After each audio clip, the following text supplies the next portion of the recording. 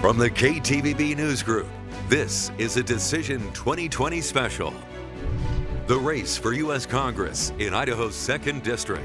Incumbent Republican Mike Simpson is running for his 12th term in Congress. Democratic candidate and economist Aaron Swisher is hoping to take his place. The two squaring off in a debate on the issues that matter to you. Now, here is our moderator, News Channel 7's Kim Fields. Good evening and welcome to tonight's debate. We are glad that you've decided to join us for the hour because our goal here is to help Idahoans make an informed decision this election season. The two candidates participating want your vote for Congress in District 2, a voting area that covers eastern Idaho westward to include most of Boise. The candidates will introduce themselves in just a moment, but first, we want to tell you about the format of tonight's debate. We have a team working behind the scenes to ensure our candidates get equal time to speak. We also want to encourage free-flowing discussion while we make sure that we're staying on topic. So here are the ground rules for tonight. Our candidates will each have 1 minute for opening statements. They'll have up to 2 minutes to answer each question and roughly 1 minute for rebuttal and 1 minute for closing statements. Now for introductions. I'm joined tonight by three of my colleagues, KTVB journalist Mark Johnson, Doug Petcash, and Joe Paris. Now it's time for our two candidates to introduce themselves. Representative Mike Simpson and Mr. Aaron Swisher are joining us virtually due to the COVID-19 pandemic. Gentlemen, you each have 1 minute for your opening statement. Earlier, a coin flip determined that Mr. Swisher will go first. Well, thank you, and thank KTVB, the questioners, and the moderator for tonight's debate. I want to start by giving a little credit to my opponent, Congressman Mike Simpson. There are actually 3 federal races in Idaho this year, 2 congressional races and a Senate race. But the debate that you'll see tonight and that we had last week are the only ones that you'll see because Congressman Russ Fulcher and Senator Jim Risch have declined the opportunity to come before the voters and defend their voting positions. I don't know these gentlemen, so I don't know if they feel entitled to their positions or they're simply afraid of facing the Idaho voters, but I know that Idahoans deserve better. Congressman Simpson and I have our differences. Some of those are very important and will hopefully be brought out tonight. That's why I'm in this race. But I appreciate the fact that we both come to the process with a modicum of decency and respect. We don't call each other names or willfully misrepresent each other's positions on the issues. Thank you. All right, Mr. Swisher, thank you. And now we'll go to Representative Simpson. Thank you, Kim, and thank KTVB for hosting this debate, and to you for moderating it, and for the panelists for being out there in the virtual world somewhere. But I appreciate you doing this. And I want to thank Aaron for running and for being here tonight. You know, an election is about the competition of ideas. And of course, if no one's running against you, then it's hard to get those different ideas out there. Elections, though, when an incumbent is running, seem to always be about the record of the incumbent. Is he representing the district in a way that the people can be proud of? You know, I've got a long history representing the 2nd District of Idaho, and I think I've got accomplishments that I am very proud of, and I think the people of Idaho can be proud of. And I look forward to discussing those this evening and the other issues that might come up. So thank you for being here, and thank you for providing this forum for this debate. All right, gentlemen, thank you. Let's get started now. And we will begin with the topic on top of a lot of minds right now, and that is COVID-19. My colleague Doug Petcash has the first question. Doug? Kim, thank you, and Congressman and Mr. Swisher, thank you again for participating in tonight's debate. Of course, coronavirus has dominated the headlines now for 7 months. According to Johns Hopkins University, the United States has nearly 8 million cases of coronavirus. 215,000 people have died of COVID-related illness.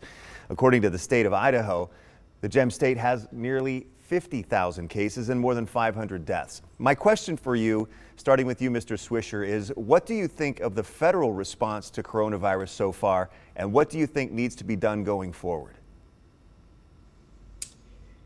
I think the federal response has actually been pretty poor. I would never expect the federal government to handle this type of thing perfectly. We only go through something of this magnitude.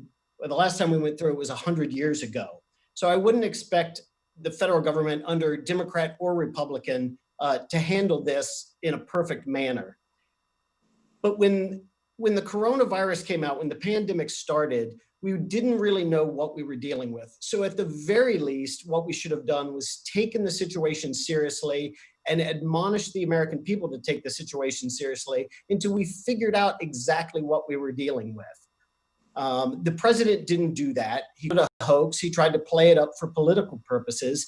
And now that we do know what we're dealing with, we can't get a certain segment of the American population to help us get the thing under control because they're still downplaying it just as the president downplayed it. That is a problem. That is a failure of leadership from the executive branch of this government. You know, I know that we were maybe short on some supplies, short on testing, things of that sort. You're always going to have situations like that. We as the American people could have overcome that had we had leadership from the top that had taken this seriously, but we didn't have that leadership. The president simply wanted to play this situation for his own political gain. He was worried about, what this situation might do to his brand, so to speak. And now we've got, hundreds of thousands, if not millions of Americans who are endangered by this thing. And it's obviously hurting our economy more so than it really would have had we handled the thing properly. So I would give the president some sort of failing grade for this. I believe you've probably used up most of your time there, but I need to ask you the second part of that question again. What do you think needs to be done going forward from here to improve the situation? Well, we've got to get the thing under control, which means people need to wear their masks when they're in public buildings. They need to wear their mask when they're in a public space with a lot of people and they can't properly social distance. Obviously, you've got to wash your hands and practice good hygiene. And really, I think if we do that, we can't have the economy opened up 100%, but we can have it opened up most of the way. But there are a lot of folks in our society that just don't want to do that because the president kind of convinced them that it was a hoax from the beginning. Congressman Simpson, same questions to you there. What do you think of the federal response to coronavirus so far, and what do you believe needs to be done going forward? Well, obviously, it's tragic that we have lost the number of people that we have and that we haven't controlled this yet. And we're working hard to get a vaccine. And ultimately, that's the way you're going to control it, is to get a vaccine for this country. The president has put Operation Warp Speed into effect. He's also invoked the Defense Authorization Act the Defense Production Act to make sure that we had the supplies that were necessary. I actually think that the federal government did a pretty decent job when we started with this. If you look, Congress passed like 3 bills almost unanimously to address the needs that the American people were going to have. Aaron is right. The stockpile of our supplies was depleted during the H1 crisis that we had several years ago and never replenished. But you'll notice nobody has gone without a ventilator that needed one. Everybody was saying how terrible it was that people were going to go without ventilators. That didn't happen. People had masks and all of that kind of stuff.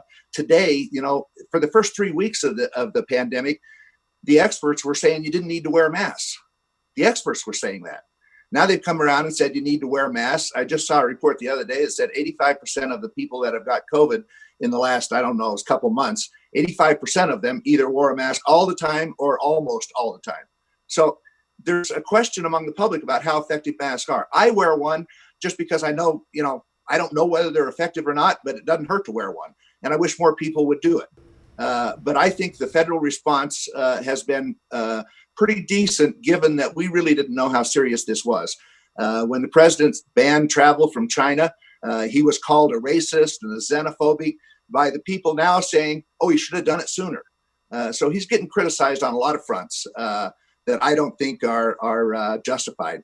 What we need to do looking forward now is to proceed with finding this vaccine and the therapeutics that are working to control the virus. And we also need Congress to pass another relief bill.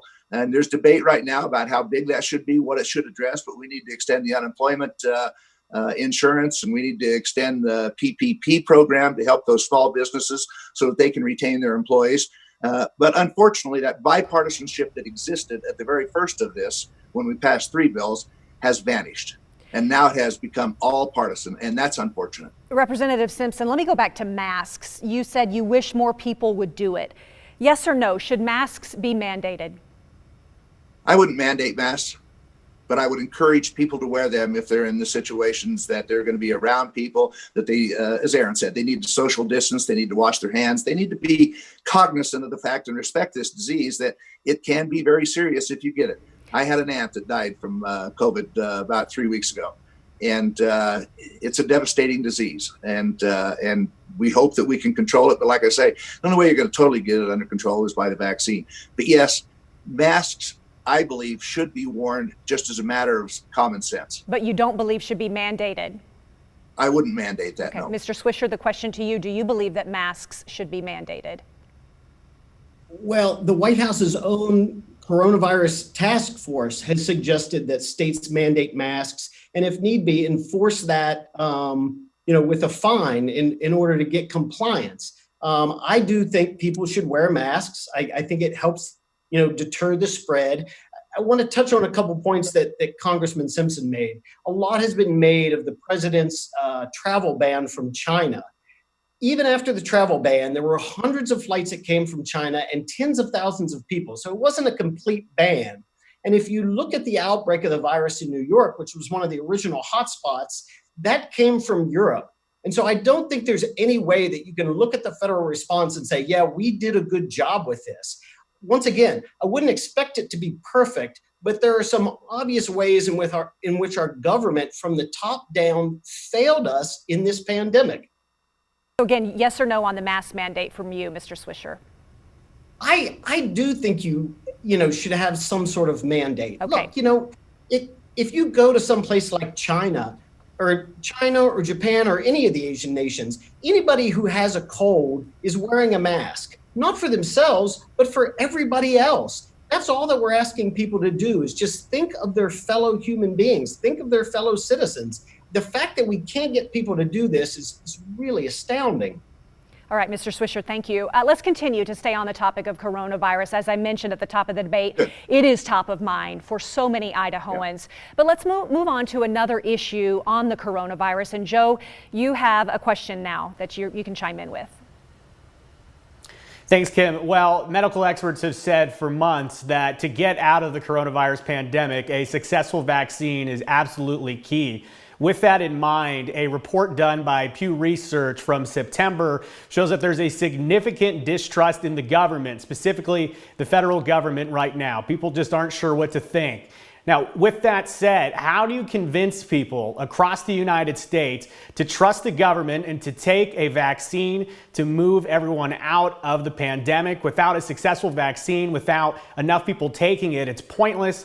Mr. Swisher, what do you do about the distrust in the federal government?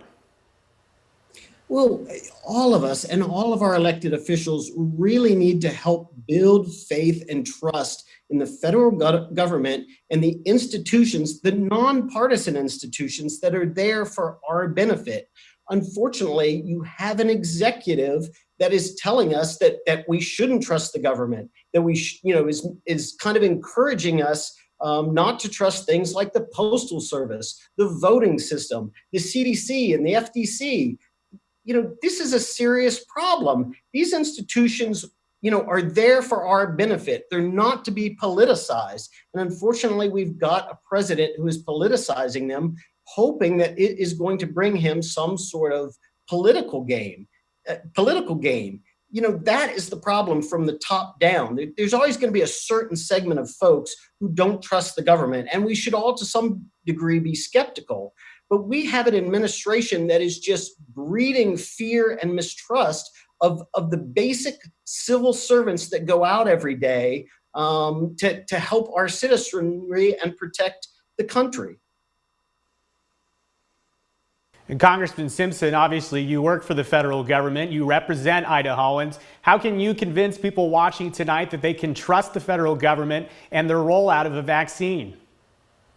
Well, you're never going to convince everybody. There's some people that don't take vaccines now for polio and other things. They think vaccines are wrong.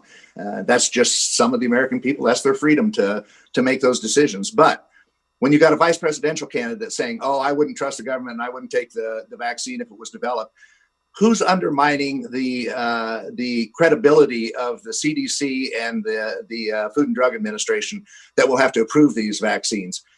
I said the other night that if a vaccine becomes available and the FDA has approved it, I will take it immediately, and I would encourage other people to do it. But the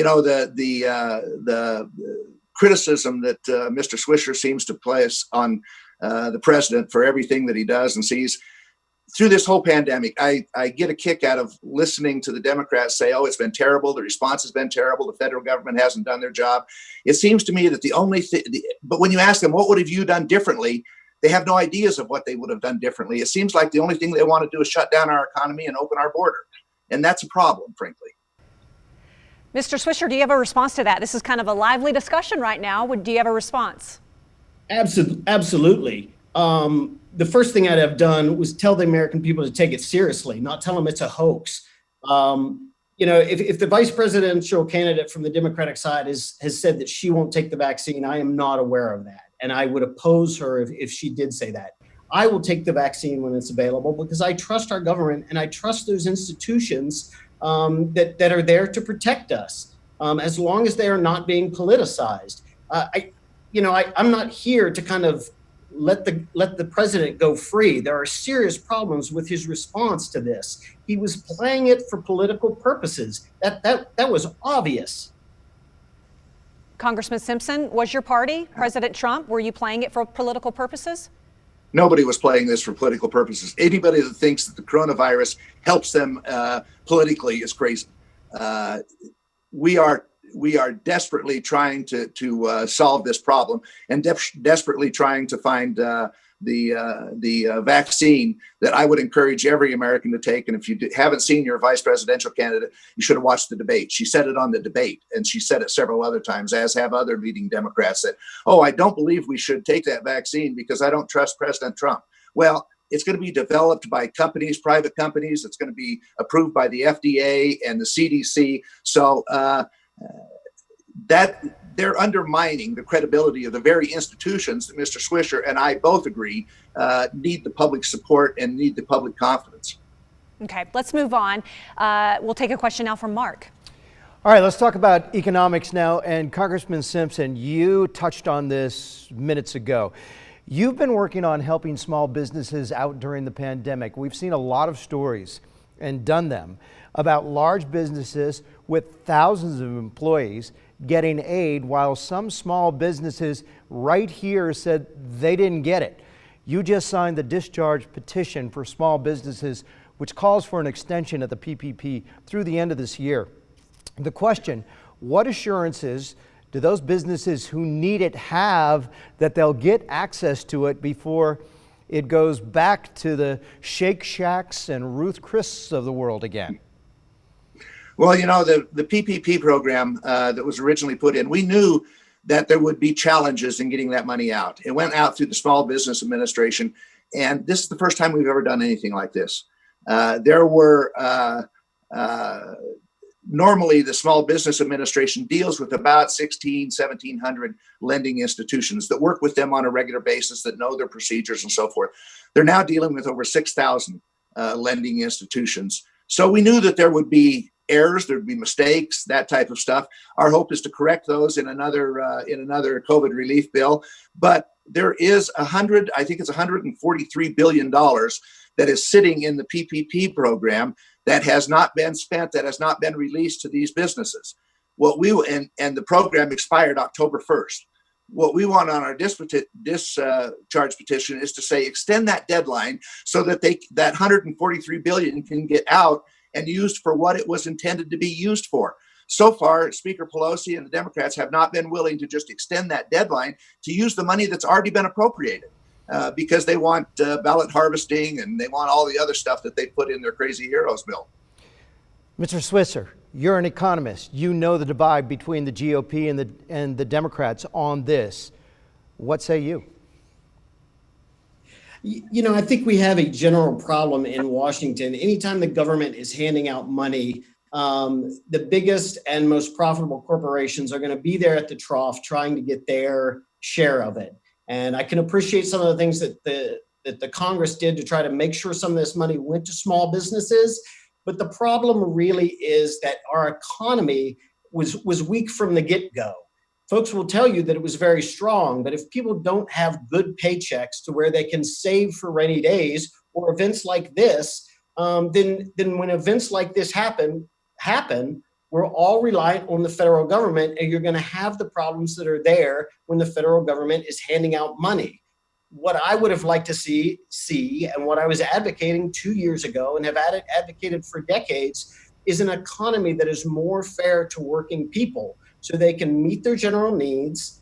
They can add some spending, some discretionary spending to drive the economy. They can also save for rainy days. If we had all gone into this pandemic with the 3 to 6 month savings that financial advisors suggest people have, we may not have even needed a government stimulus. But almost 50%, roughly 50% of Americans can't afford a $400 emergency. So they're not going to have 3 to 6 months of savings that they can tap into in an emergency like this. There's always going to be problems when the government is handing out money, and we really need to find a better way of setting ourselves up for these problems, which are going to come.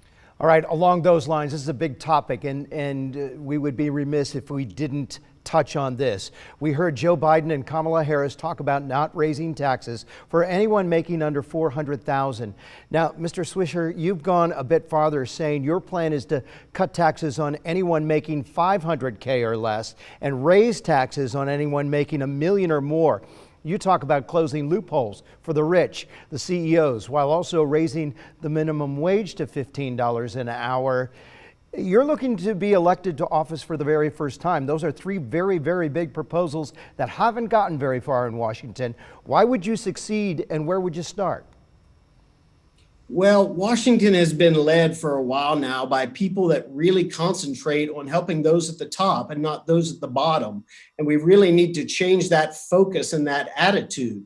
Look, the way our economy is set up, all of the money, it eventually ends up going to the top anyway. So anytime you're going to help the general society, you shouldn't try and help them from a top-down perspective. You should start at the bottom, because that money eventually is going to go to the top anyway.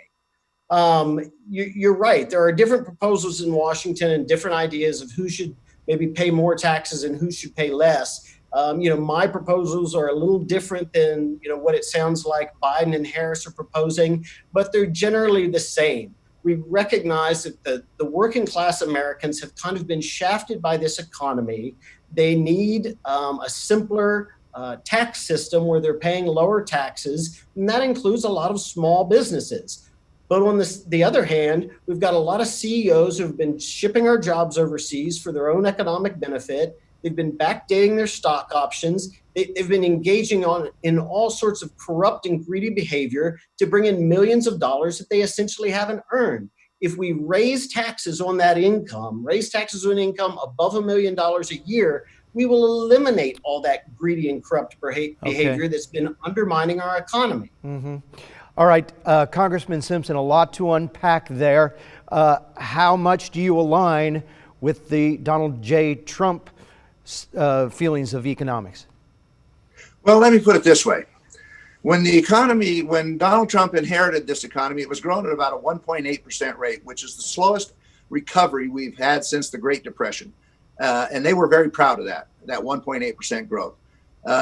Donald Trump came in, reduced regulations, reduced taxes, got the economy growing again. It was about 2.8%. So the economy was growing. And when you look at the tax cuts that we enacted under the Trump administration, the largest percentage increase in income went to the lowest part of the tax bracket. It wasn't the upper part that got the highest part of the tax bracket. It was the lowest part that their share of increase in return was on the lowest end.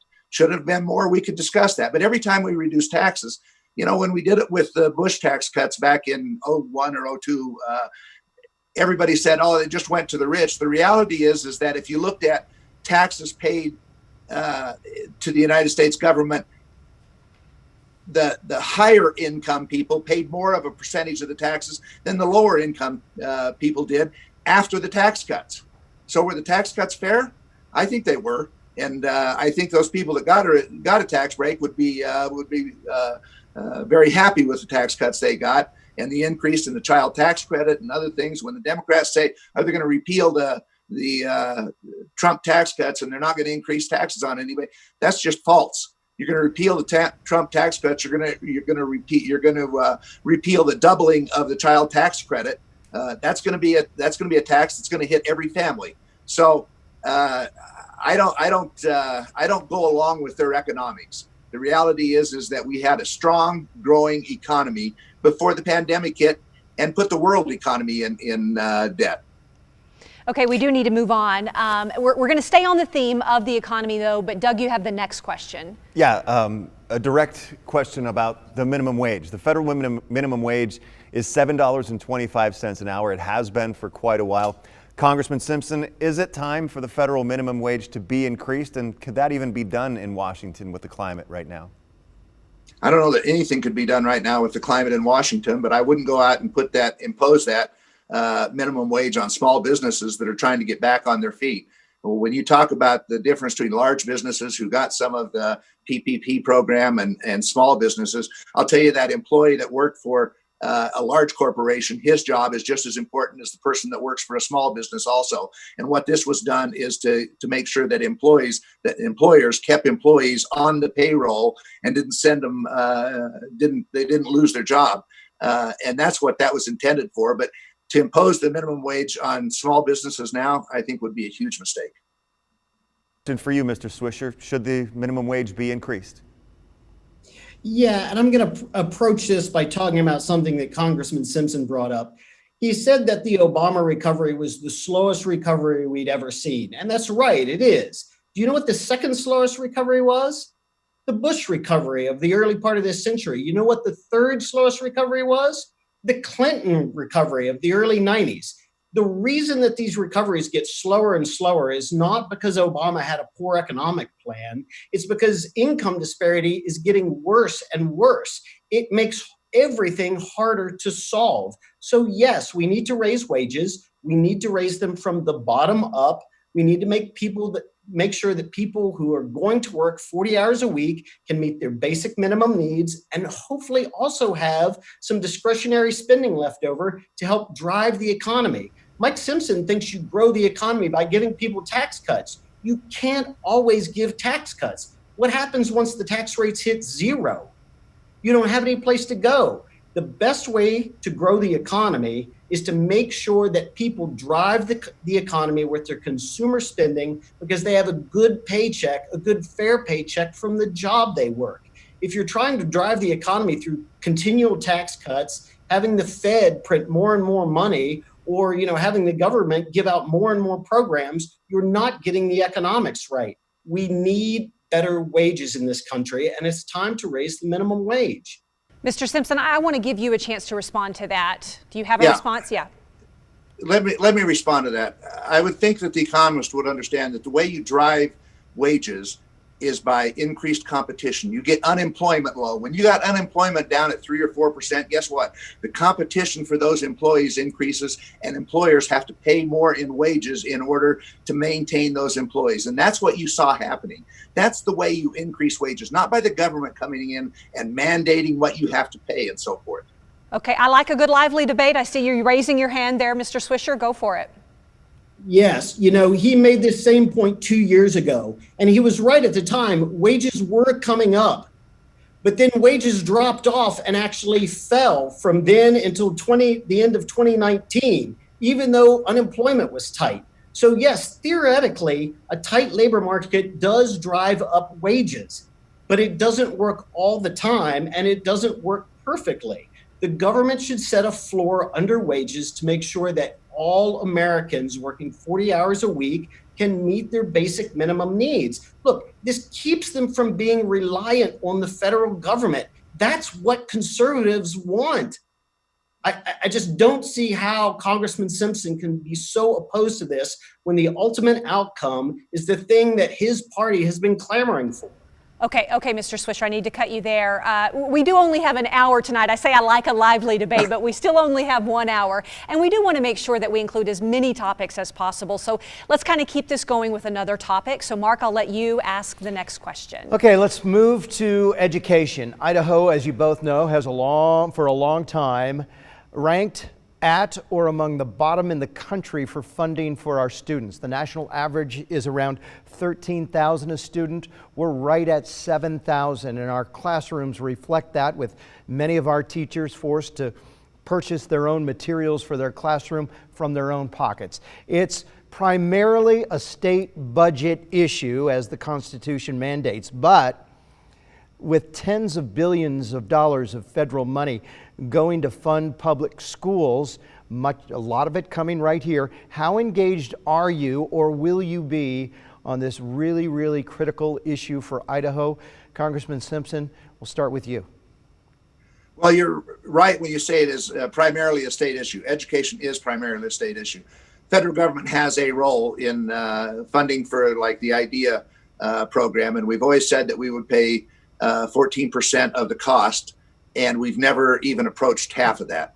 So I've been pushing, as have other members of Congress on both sides of the aisle, for the federal government to meet that requirement that we've imposed, that we pay for those things that the federal government imposes on local school districts.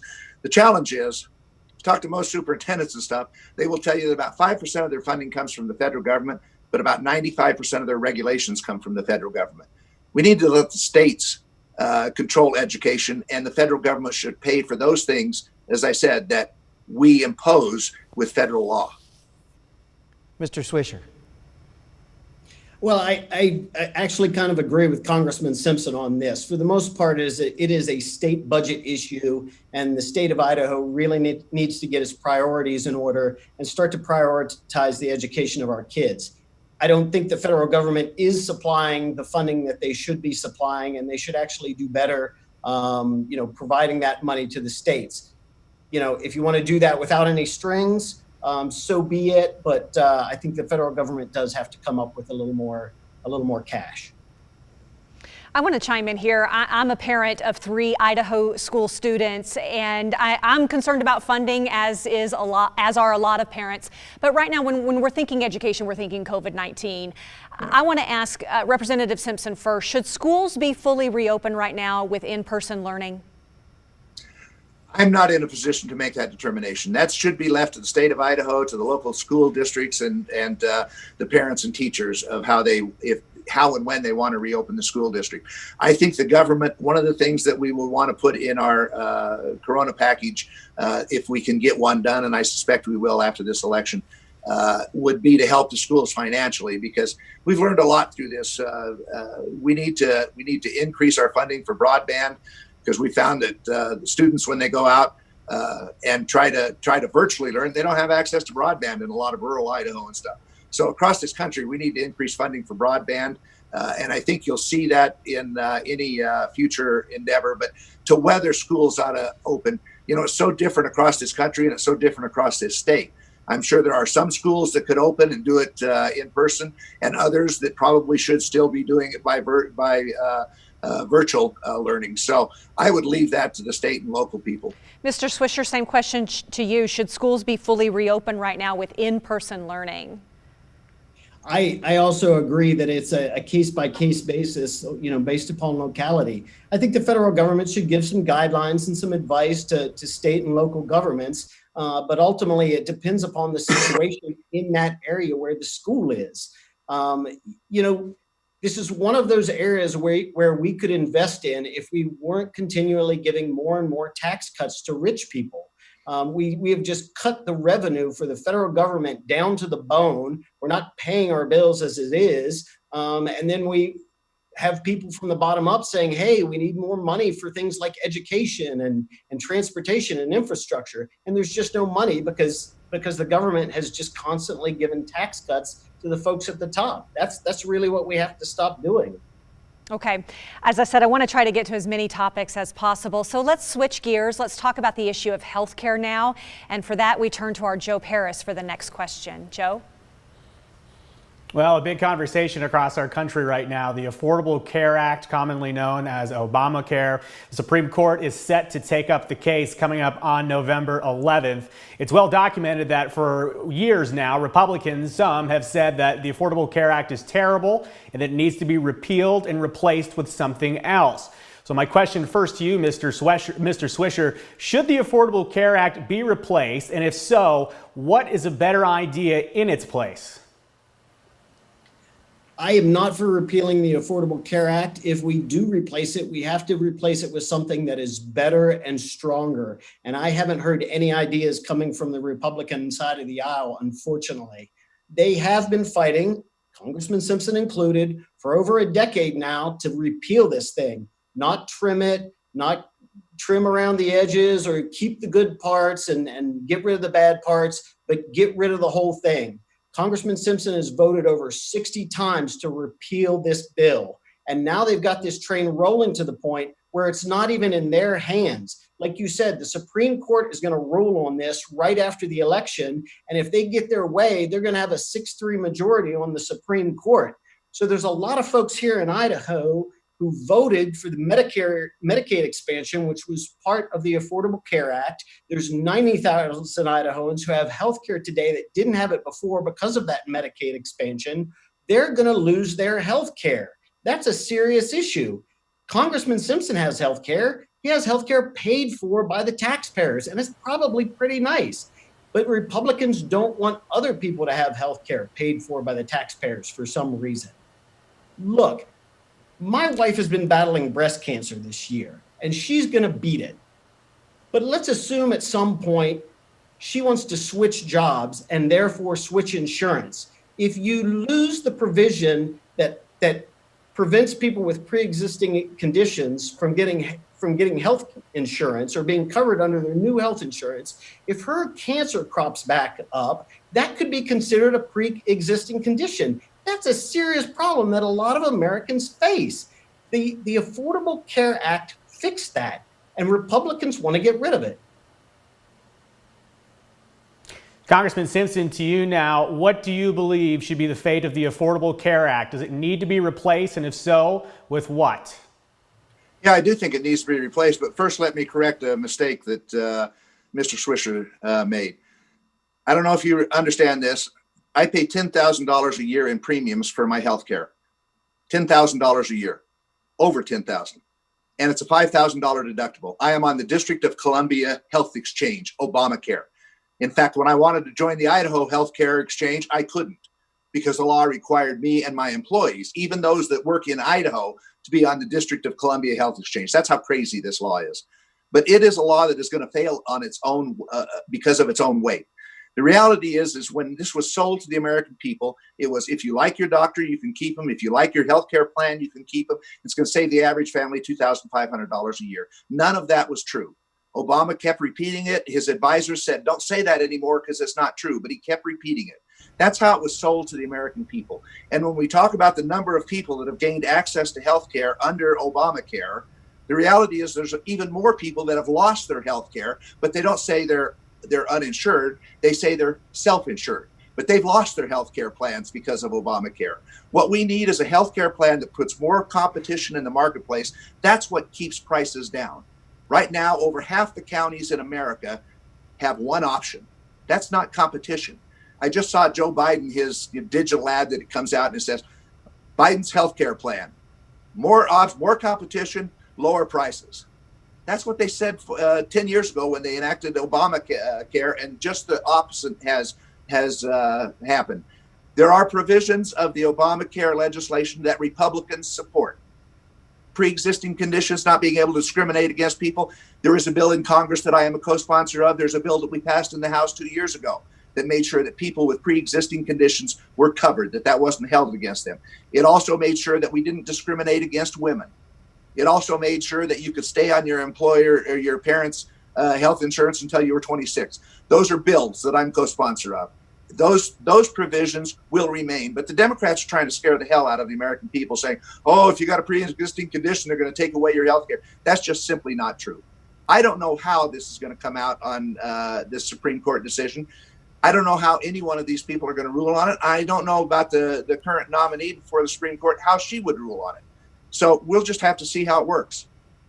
Mr. Swisher, are you trying to scare the hell out of people? I am not. Look, if they get their way and the Affordable Care Act is repealed, it doesn't matter how many bills Congressman Simpson has, drawn up. They're not going to be passed right away, and people are going to lose their health care. That's what Republicans wanted. They wanted to repeal the Affordable Care Act. They can flip-flop now and change their position and say, well, no, we've always liked certain parts of it. But that's not what they've been trying to do. They've been trying to repeal the whole thing for over a decade now. Look, there was consolidation in the healthcare industry and rising premiums long before Obamacare came in. So to suggest that the Affordable Care Act caused these things and reduced competition simply isn't true. Yeah, we need more competition, but we also need a mechanism in place that gives people, buyers in the marketplace, more power when they go to negotiate for healthcare prices. In my mind, that is a single-payer system, but the Republicans will not let us have that. Okay, all right. Gentlemen, I do want to move on. Could we respond to that? Mr. Simpson, go ahead. Single payer system, health care for all. That's a beautiful idea. $32 trillion is what it's estimated to cost over the next 10 years. That doubles the amount of total spending that the federal government does. $32 trillion. And that's not even half of it, I don't believe, because if you ask any hospital administrator, the way they think they're going to do it cheaper is because Medicare reimbursement rates are much lower than what are normal charges. If you ask any hospital administrator, if you got reimbursed at the Medicare rate for all of your procedures, what would happen? Every single one of them will tell you that their hospital would close, which means you're going to pay more than the Medicare rates in order to keep those open. So I think the $32 trillion is a vast underestimation of what would happen. And if you like the way the government runs things, I don't know that you want the government running your healthcare system. Just go to a foreign country and look at their healthcare system. I've been to a country where you go to one of their top hospitals, people are laying in the aisles on gurneys because there's no rooms available. And you talk to the administrators and they'll say, there's no incentive for us to build additional rooms in these hospitals because of the National Healthcare Plan. Why do you think so many Canadians come to the United States to get healthcare? So many doctors come from Canada to practice in the United States. Okay, we need to improve our system. Representative Simpson, let me give Mr. Swisher, I'll give you a chance to respond, but just 30 seconds. Let's keep it tight and move on. Yes, certainly. I think as a nation, we're already spending more than the $32 trillion that Congressman Simpson is talking about, and the government's already on the hook for 2/3 of that. The other point I would make is that hospitals are already closing in rural areas, so the system that we have isn't working. And I'm not talking about government-run healthcare. That is what Republicans are trying to scare you about. That's not what this is. You still get your health care from the hospital. You still get it from your doctor, but the payment mechanism is from the government, which gives you more negotiating power. Okay, all right, gentlemen. I'm making a note to self here. Next year's debate, or 2 years from now, will be 2 hours. So yes, we're covering a lot of ground, but we need to keep it moving. Next question is going on over to Doug. Doug. This is certainly not a topic that's probably going to be a quick answer. It's a huge topic, very serious, been dominating the headlines since early this year in the spring, and that is racial injustice and policing. I want to start with you, Congressman Simpson. What do you think needs to be done about racial injustice in the country and policing at this time? That's an important question. Before I answer, I have to say on that last answer, if you think that the entity that doesn't pay the bill, that pays the bill, doesn't have control of the system, obviously the government would have control of the system. They would determine what they pay for, and what they pay and what they don't pay for. It would be a government-controlled healthcare system. Policing and what's going on. It was terrible what happened to George Floyd and stuff, and those policemen should be brought up on charges, which they are. But I have been very concerned about what's happening to our major cities around this country, whether it's New York, Chicago, Seattle, Portland, the riots that are happening, the burning of our cities, and in fact the concern that the police are not being allowed to do their job. 99.999% of the police officers are good people. They're just trying to do their job. They're trying to protect our communities. They're our neighbors, our friends, and those types of things. but they are being prevented from doing that by an awful lot of mayors and governors in a lot of these cities. And defunding the police is the wrong answer for this. It's absolutely the wrong answer for that, but that's what a lot of the Democratic Party wants to do. You know, the reason we can't get the Homeland Security bill passed is because it has funding for the COPS program in it, and also has funding for ICE and for Customs and Border Patrol. And the Democrats in the House won't vote for that, so they couldn't get the votes for it. We had a program, there is a program that helps train police officers called the COPS program, and they can apply for grants for that. Part of that is to harden schools, so schools could apply for that, so that they could put in bulletproof glass and other things and harden their schools. We had an amendment to say, okay, if you want to take these requirements out for the cops and make them do certain things, let's at least exempt out the schools so that they can still apply for these grants for hardening. Every single Democrat on the Appropriations Committee voted against that. They wanted to hold our children hostage until they got their way with their programs for reforming the police officers. I think it's terrible what's been happening, but we need to stand behind our police officers. I want to get Mr. Swisher's take on this in a minute, but first, Congressman, I do want to follow up with, how do you feel about putting more resources toward programs for civil discourse, civil discussion, changing police tactics, more community policing, and that sort of thing? I think that's always a good idea. I think policemen ought to, and police departments ought to engage with their community and try to talk about what they do and why they're there and how they protect their communities. I think discussion is always a good idea. And in fact, one of the things that I would do is to be available for a lot of the COPS programs. I think they need to be certified police departments. Not very many, I shouldn't say not very many, but a lot of the large police departments aren't certified by the association that certifies police departments. And so I think going through that training and so forth, it would be a very valuable thing for both the community and for the police officers. Thank you, Congressman. Let's get to Mr. Swisher, excuse me, on that topic. What do you think needs to be done about racial injustice and policing? Look, we have never had a fair and equitable justice system in the United States.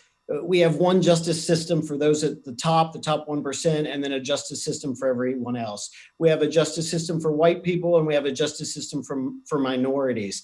And so what you get in these situations, which typically involve minorities, are cops that are trying to do their job, and the minorities don't want to abide by the authority because the authority has never worked for them. It has never been just for them. And it puts the cop in a bad situation as well. So the first thing that we have to do is establish a justice system that is fair and equitable for everyone. One that holds people accountable regardless of their race, regardless of their economic status. And that includes the police. The police need to be held accountable for their actions as well. And that needs to be fair and equitable. I do think this is another area where we need to invest more in our society. This idea of defunding the police, that is really the worst semantics that has ever been created. What they're trying to do is take some of that funding and put it into social programs, social workers that actually make policing more efficient. It allows cops to focus on the things that cops are good at and takes out of their hands the things that they're not good at. Mental health issues, domestic violence, and domestic, household issues. We need to do that. And whether we get the funding from taking it from police or just simply adding more funding and more investment in our society, I think it's a move that we need to make. Okay, all right, gentlemen, thank you. Our next topic of debate, election. Can we respond to that just a little bit? We are running so tight on 30 seconds. I would say that I would hope that after listening to that answer that Mr. Swisher would support the president and his judicial reform legislation that went through. First time that's happened in a long, long time.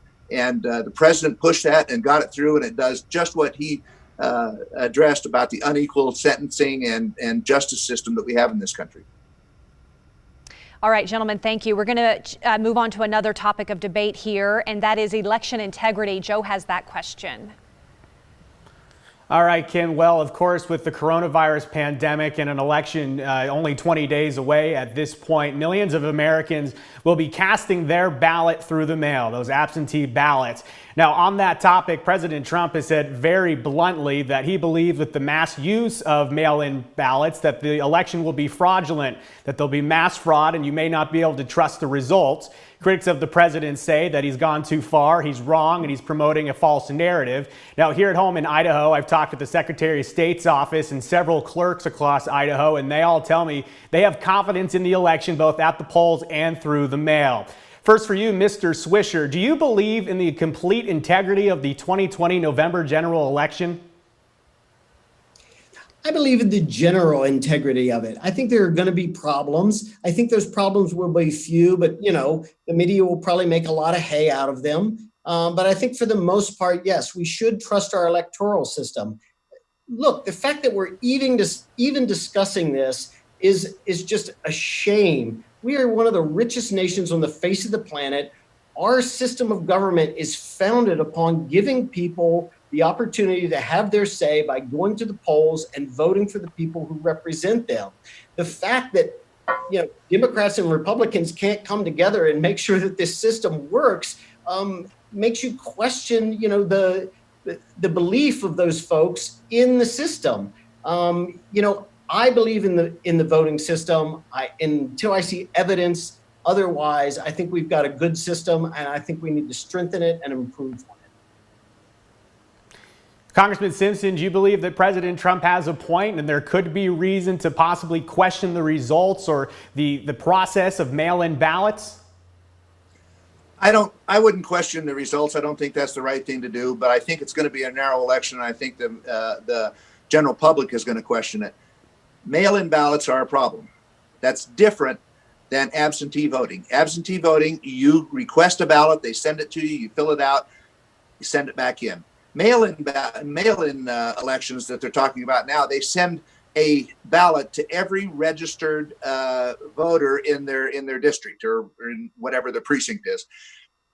That only works if you've purged your voting list and done it regularly.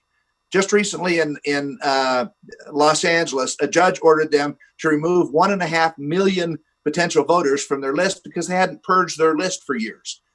That's people that had died, people that had moved, people that weren't qualified to vote. I have an employee in Washington. She lives in Virginia. She's already received 2 ballots. And you've seen the reports of 100,000 ballots went out and oops, they forgot to put the presidential election on those. So we have to redo those. What happens to those 100,000 ballots? We've seen that happen several places. When Oregon that does and has for several years done mail-only ballots, even the Secretary of State, I think it was, that said there, it took us about 5 years to get it right. Okay. And now we're going to do this nationwide. That's problematic, I think. All right, we need to get moving on. We have time for one more question because we do want to allow time for your closing statements. This one is on political climate. How can you get something done? Because it's no secret that the political climate in this country is extremely tense. On both sides of the aisle, there are politicians and voters who make it clear that they do not respect the other side, and they've made some pretty nasty remarks. As a congressman, how would you aim to work with the other side? Because as we've seen, to get important things done like COVID stimulus bills, you need to work with the other side. Can it be done, my question, or is this just the way it is now? We'll let you, Mr. Swisher, answer first. Absolutely, it can be done. Look, you meet people and you work with people based upon the quality of their ideas and the quality of their principles, and you put the partisanship aside. I think we've got too many people in Washington who have been there for too long and are too invested in the two-party system.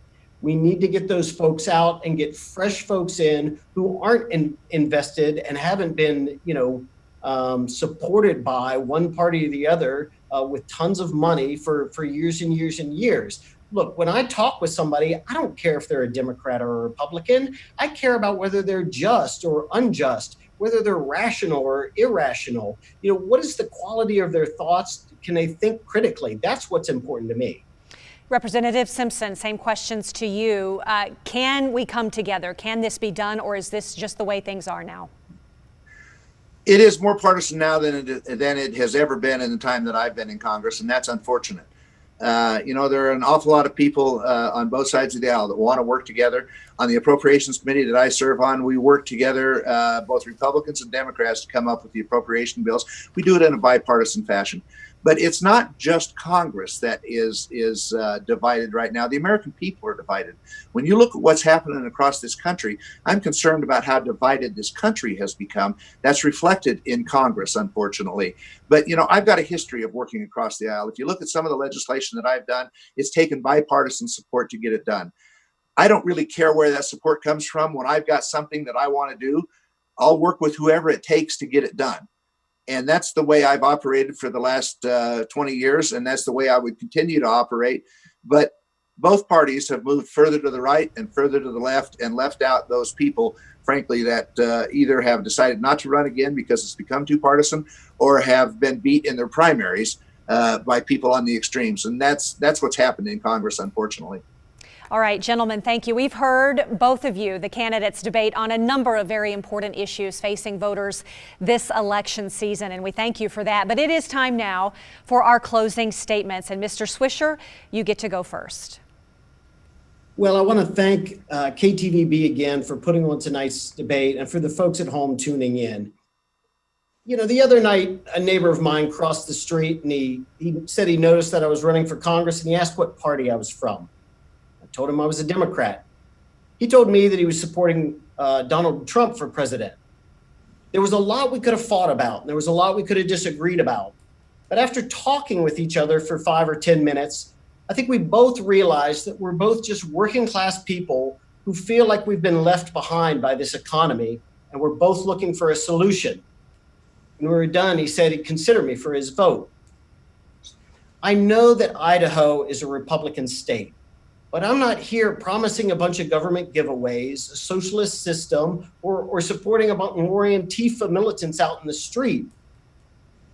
I am Aaron Swisher. I've put together a comprehensive plan to make a fair economy, a clean environment, and a balanced budget. I don't care what party you're from. I'm asking for your vote. All right, Mr. Swisher, thank you. Mr. Simpson, your turn now for a closing statement.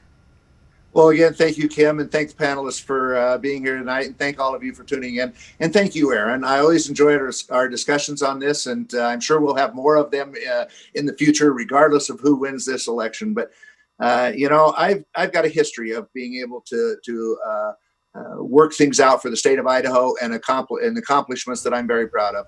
Whether it's the Great American Outdoors Act, which is probably the most important environmental piece of legislation that's passed since the Wilderness Act.